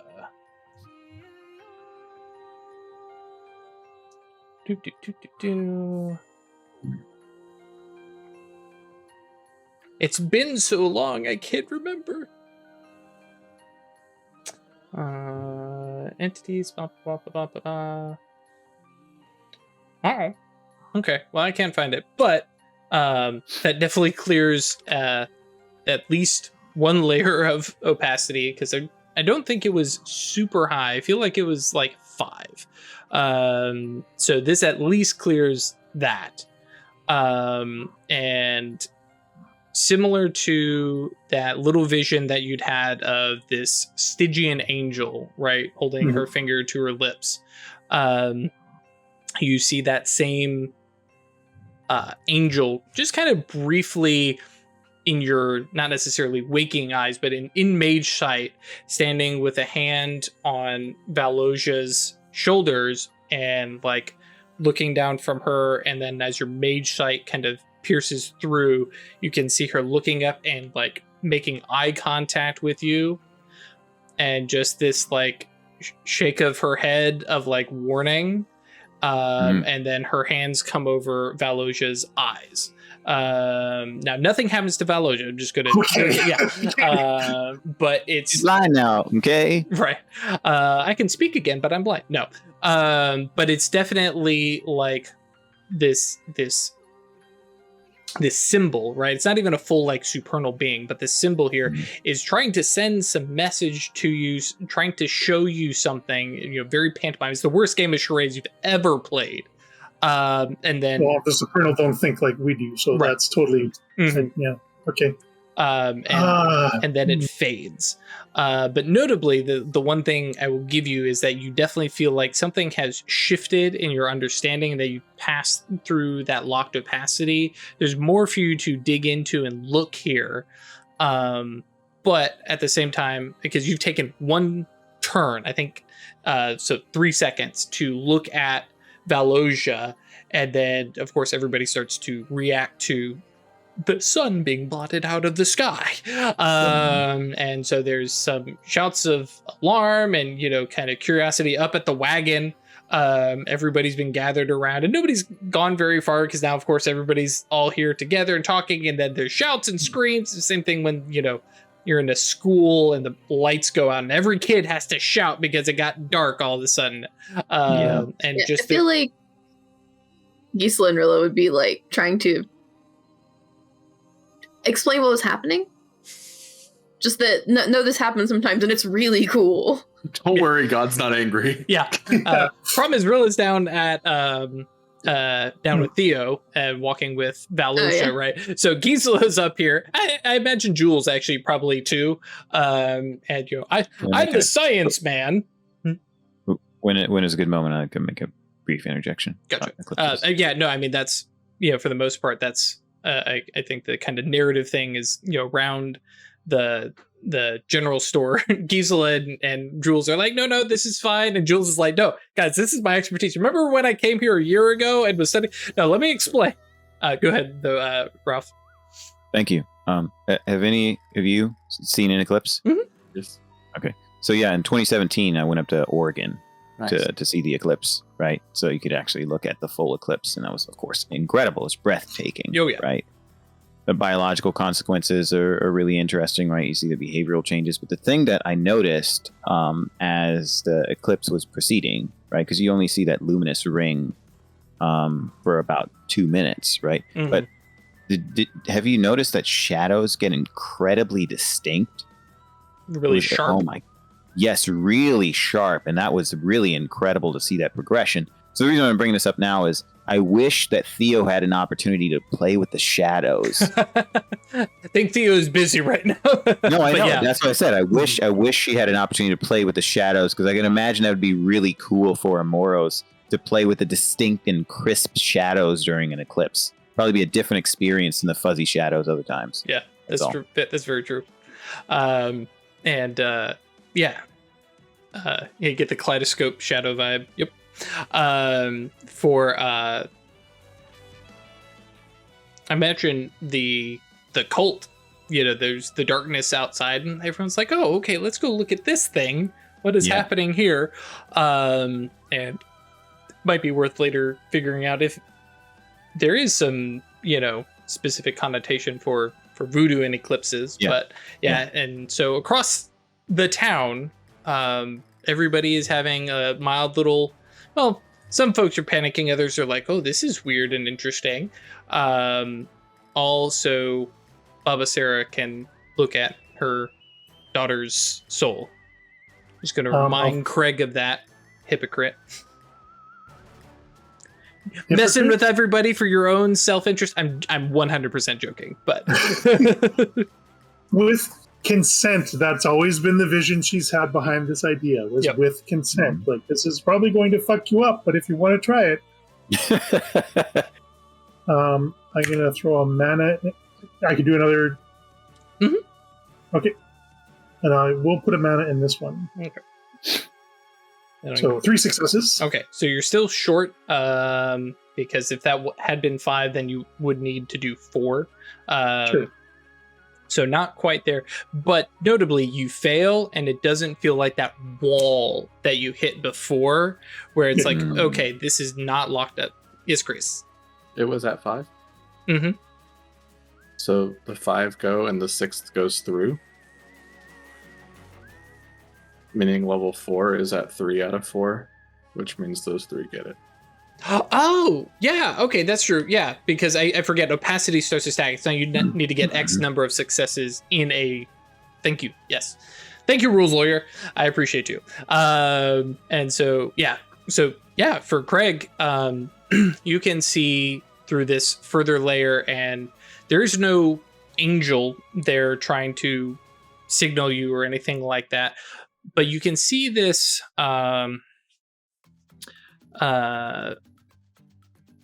actually, yeah. We're gonna paint you a word picture. For a moment, you're looking past Valosia, right past her physical pattern, and you can see her soul, and you get this kind of like looking down into it, and you realize you're getting this kind of glimpse into her Oneros. And you are looking down like through the top, through like a pinhole. Sure.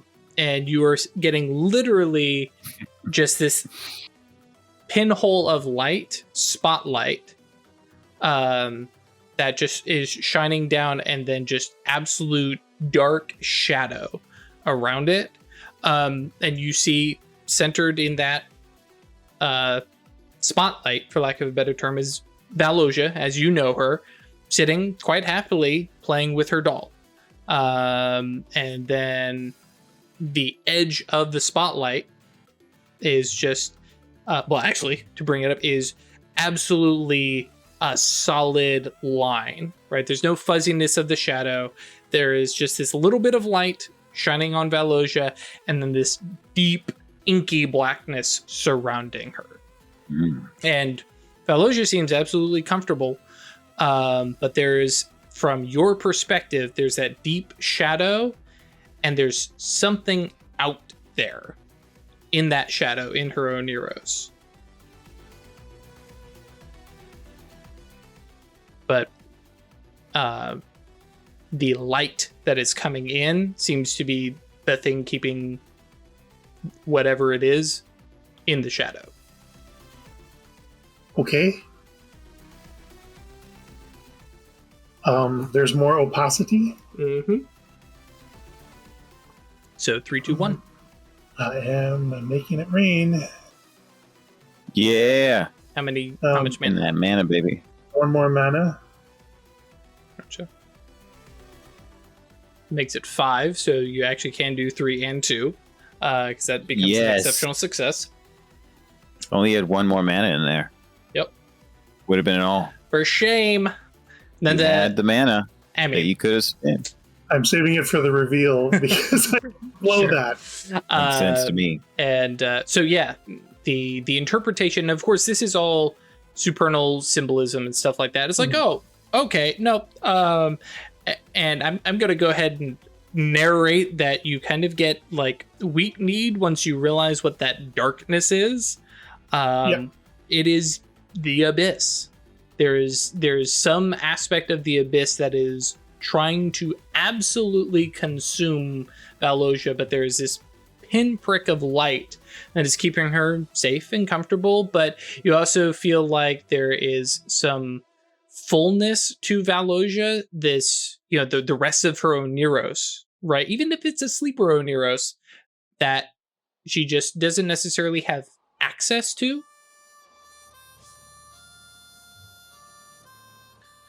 Okay. Craig is one more hyperventilating, podcast friends. You just gotta siphon the abyss out like it's gasoline. Ooh, yeah. Sure. Suck a straw Like in that. there. Just Now you gotta It's suck it up like it's a spaghetti noodle. Not easy, but Yeah. Right up. I just need one success, right? Correct. To reveal everything? Mhm. No, I still have one more layer of opacity, right? Right. Which is just Okay. one success. Okay, good. This is important. Don't spend any mana.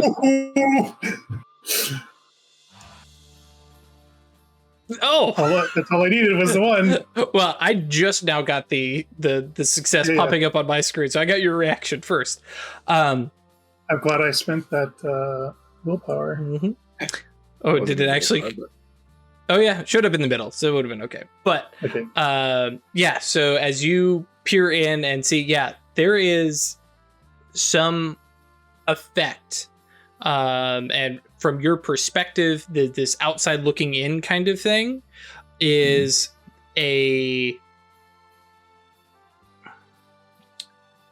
Well, I guess yeah, you've cleared it, so we'll be a little bit more explicit, but your awakening and the supernal nature of it really had an impact, and you're getting back up from the dead, and the supernal nature of that hit Valosia with a ton of dissonance and quiescence. Damn. And she should have broken. Whoa.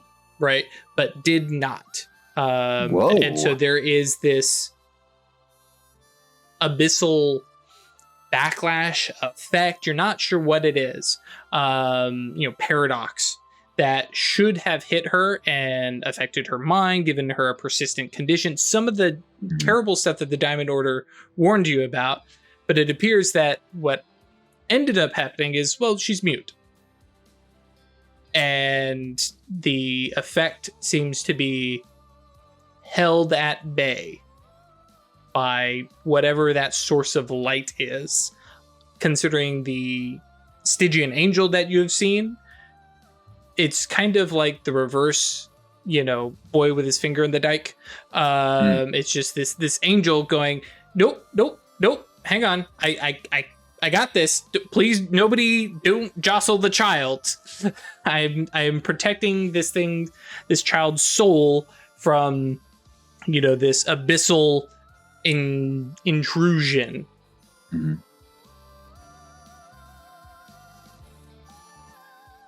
Oh man. She looks up at you and, because I imagine you're making faces, and Valosia's just kind of got this head tilt of like, what's wrong, Mom? What's going on? And 12 seconds so far in this. Yep. So I just have the reveal to do, right? No, you've already done it. Because that's already done? Yeah, because okay. we punted that revelation thing out just because it's one more dice roll. To clear all the... So composure 5. Mm-hmm. Theo just smiles and lays her hand against Valosia's cheek. But her brain is spinning like crazy.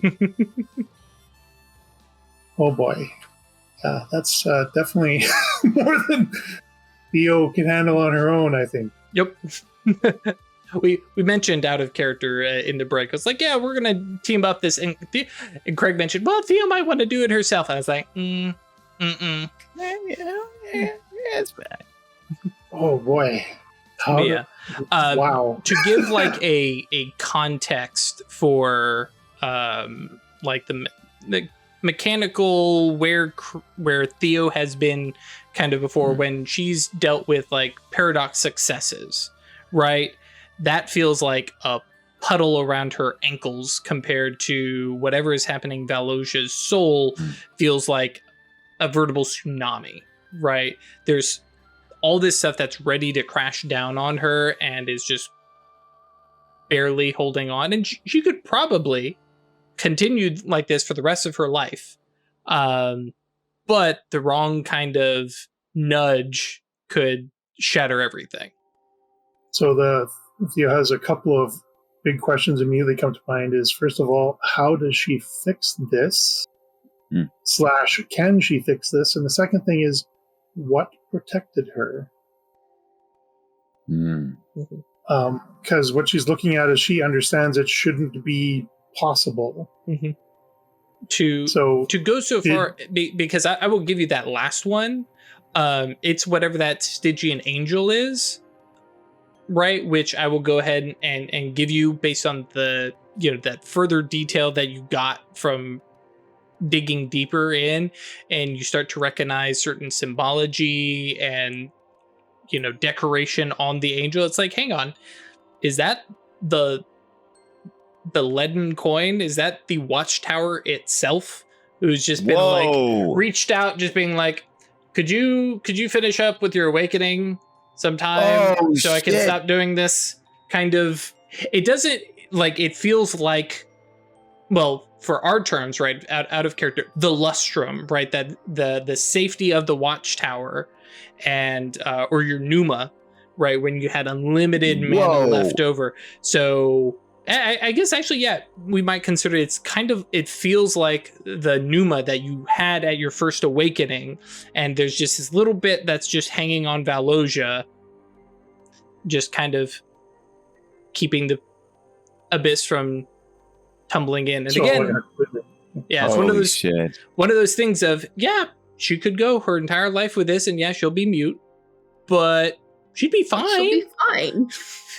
Just if you go fucking with it. Or alternatively, if she were to ever see anything that triggers dissonance or quiescence, which is a thing I have been tracking.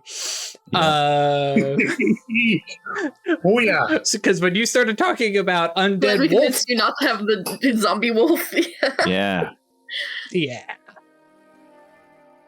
Yeah, so Valosia's Holy crap. Wow. So, and Theo is suddenly rethinking the wisdom of having her workshop so close. Make sure the girl does not. Yeah. And that's where we're going to pause. As Theo goes, we just finished a big old group thing, but I think I need to get the gang back together for one last hurrah. So yes, that is where we'll end. I mean, I just think that as the camera fades, like Theo has this like 10,000 word eye look at Rilla, like, and Rilla's like, what's going on? Thank you, Chris. Exactly that.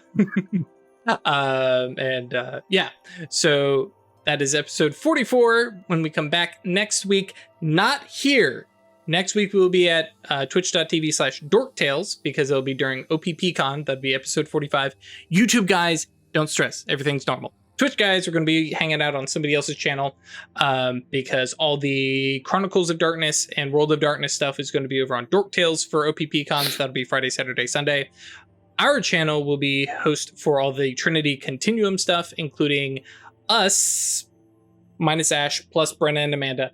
We'll be doing Trinity Continuum Assassins, and that'll be at 3 p.m. Eastern, I think.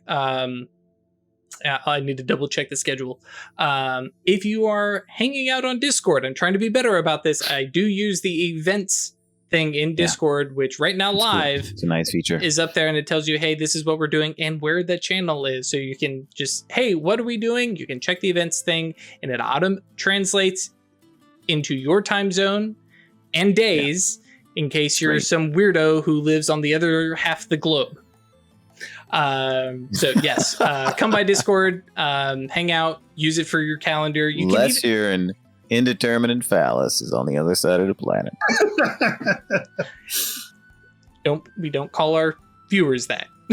Anyways, one of them. That's true. One of them. That's fair. But yes, come by Discord, www.yeetinto.space. Join the conversation. Come hang out. Use it to lurk and keep track of when videos go up and stuff like that.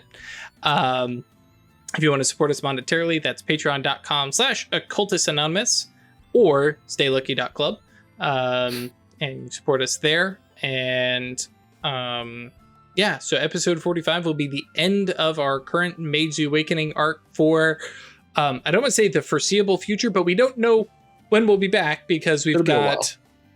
It'll be an indefinite break. Other arcs of other games. In the truest sense. So we've got Star Trek up next, and then we've got Redacted, and then Redacted. So, and then we should be back into Mage, unless we're like, it was really fun doing other stuff, and we'll keep doing other stuff.